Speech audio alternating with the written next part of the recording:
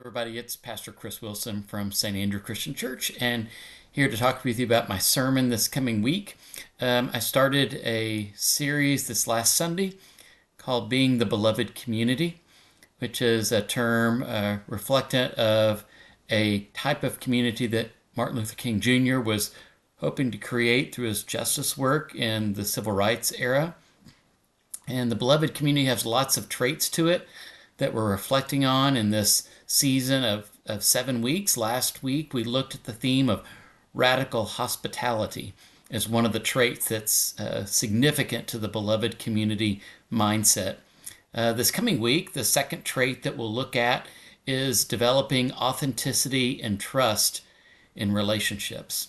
You can have hospitality, you can greet people, you can welcome people, but if you want deeper connections and real change in communities, whether communities of faith, the wider communities we live in, authenticity and trust has to be at the core of everything that we do.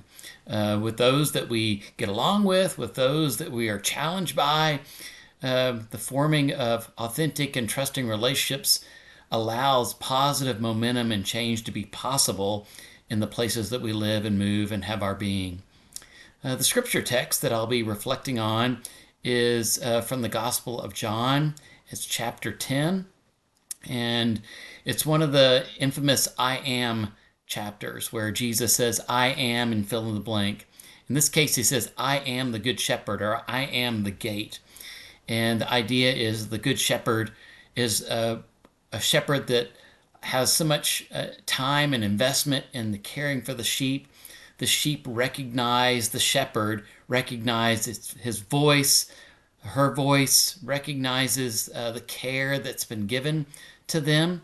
And yet when someone else tries to lead them, they recognize that presence as not their leader, not the one that's the caretaker for them. And so this passage that Jesus is reflecting on when he says, I am the good shepherd and the sheep know my voice, it's not just some simple, I've come across someone, we had a nice conversation. Jesus is reflecting on time and energy being invested into people, people that had challenging lives, had obstacles in front of them, and Jesus didn't just pass them by and say, well, good luck with that. I'll be thinking about you. I'll be praying for you. And Jesus invested his life into people so they could have a more healthy, whole life. And because he invested that time and energy into people, he established a deep trust. They were willing to listen to what he had to say and develop the kind of relationships that were significant for lasting change in their life. And if we're going to try to embody the very concept of the beloved community, trust and authenticity of who we are with others is significant, paramount for everything else we do. The church can be a great church in name. It can look pretty. It can put on a good persona. But if underneath the values and strength don't develop trust with people, we miss out on everything we're supposed to be as a community of faith. So I hope you'll join us on Sunday as we dig a little deeper into the second trait of the beloved community of establishing authenticity and trust. So I hope you join us on Sunday.